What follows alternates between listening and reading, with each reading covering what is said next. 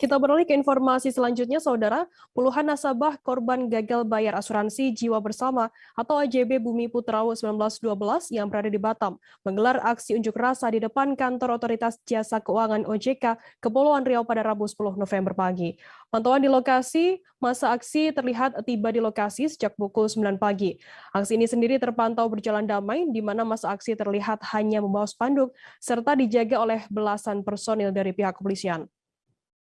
Untuk mengetahui informasi lebih lengkapnya, saat ini kami sudah tersambung dengan jurnalis dari Tribun Batam. Ada Rebecca Ashari yang akan memberikan informasi lengkapnya untuk Anda Tribuners. Halo Rebecca. Ya, rekan Firda. Rebecca, bagaimana jalannya aksi unjuk rasa yang dilakukan oleh massa dari nasabah korban gagal bayar ini? Ya baik, terima kasih rekan Firda. Aksi unjuk rasa nasabah korban gagal bayar AJB Bumi Putra sendiri berlangsung tepatnya pada tanggal 10 November 2021 lalu atau tepatnya pada hari Rabu kemarin di halaman kantor OJK Provinsi Kepulauan Riau. Pada saat pagi hari sekitar pukul 9 pagi, puluhan nasabah korban gagal bayar AJB Bumi Putra tampak berbondong-bondong menyambangi kantor OJK Provinsi Kepulauan Riau untuk menuntut kelebihan dana yang ada di OJK. Walau saat itu cuaca terpantau mendung dan sedikit gerimis, namun tampaknya tidak menyurutkan puluhan nasabah untuk bergantian berorasi, di mana walau aksi unjuk rasa tersebut berjalan dengan damai, namun tampak sedikit adanya perselisihan paham dengan aparat tugas kepolisian karena pembatasan jumlah nasabah yang ingin masuk ke dalam kantor OJK tersebut karena alasan pandemi COVID-19. Begitu. Rebecca, apa saja tuntutan dari para korban gagal bayar AJB Bumi Putra yang dalam aksi unjuk rasa kali ini? Ya baik, rekan Firda. Menurut salah satu koordinator unjuk rasa ya bernama Yorinda, pihaknya menuntut untuk OJK Kepri menyetujui pencairan dana cadangan untuk membayar klaim nasabah tersebut. Mengenai tuntutan tersebut, pihaknya menuturkan bahwa sesuai peraturan yang berlaku, OJK Kepri diketahui memegang kelebihan dana yang setiap tahun disetor oleh pihak AJB Bumi Putra itu sendiri. Selain itu, mengenai korban gagal bayar dari AJB Bumi Putra, pihak nasabah juga menuturkan bahwa saat ini ada sekitar 4.000 nasabah yang tergabung dalam gerakan tersebut, di mana dari keseluruhan nasabah ini mereka mentotalkan dana klaim yang dituntut sekitar 70 miliar. Para korban gagal bayar ini juga menilai bahwa pihak OJK dan pemerintah dalam hal ini dianggap tidak menerapkan keterbukaan informasi mengenai proses penyelesaian pembayaran klaim bagi para nasabah.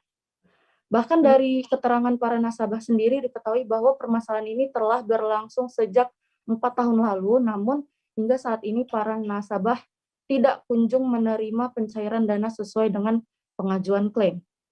Begitu rekan Firda. Rebecca, bagaimana kemudian respon dari OJK Provinsi Kepulauan Riau sendiri dengan tuntutan-tuntutan dari para massa aksi korban gagal bayar AJB ini? Baik rekan Firda, berdasarkan keterangan dari Kepala Kantor OJK Provinsi Kepulauan Riau sendiri mengatakan bahwa AJB Bumi Putra sendiri merupakan jenis usaha bersama, di mana anggaran dasar AJB Bumi Putra sendiri bisa diselesaikan dengan mengadakan sidang luar biasa Badan Perwakilan Anggota atau BPA. Ronio Purtabarus juga menerangkan bahwa BPA merupakan lembaga tertinggi dari AJB Bumi Putra sendiri yang berwenang untuk mengambil keputusan strategis mewakili para anggotanya. Namun sayangnya sejak tanggal 26 Desember 2020 lalu hingga sampai saat ini terdapat kekosongan Badan Perwakilan Anggota AJB Bumi Putra itu sendiri.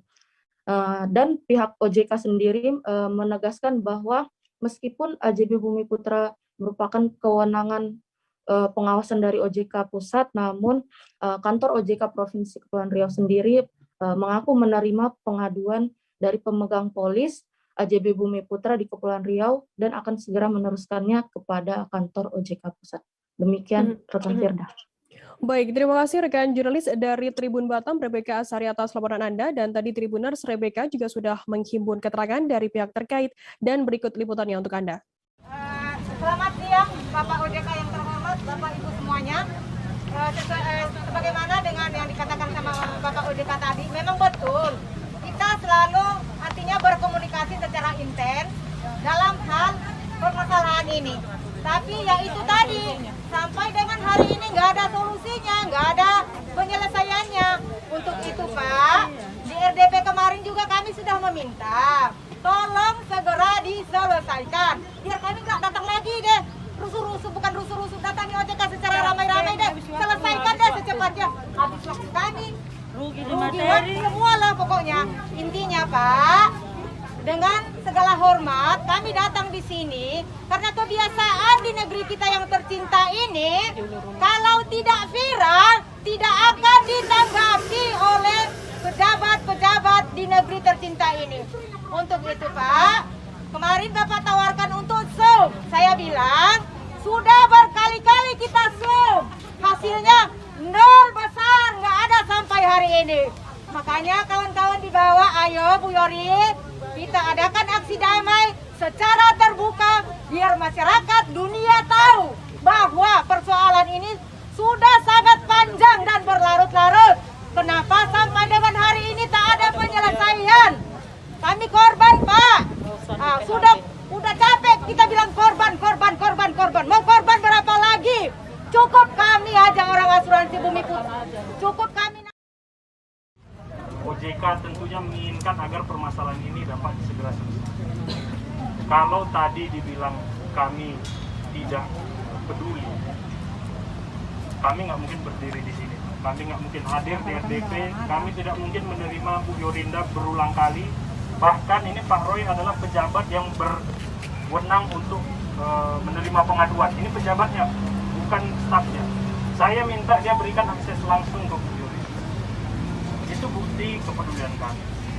Nah, bahwa setiap permasalahan yang ada, setiap unek-unek yang disampaikan, itu bahasanya bukan kami lempar begitu saja ke pusat. Karena yang memproses memang ada di pusat, tetapi kami berusaha menjadi penyambung lidah. Bapak Ibu sekalian, mungkin Bu Yorinda bisa sampaikan juga nanti berapa surat yang disampaikan dan kami minta segera ditanggapi oleh pusat dan kami sampaikan kembali ke Bu Yorinda. Harus dipahami juga memang Bapak Ibu sekalian bahwa kami juga memiliki keterbatasan kewenangan. Seandainya memang kantor pusat Bumi Putra itu ada di sini, mungkin keputusan bisa saya ambil. Tapi masalahnya kan kantor pusatnya bukan di sini. Nah, pengawasnya bukan di sini, Pak. Tetapi kan kami juga tidak menutup mata, Bapak Ibu. Jangan lupa subscribe, share, komen, dan like ya.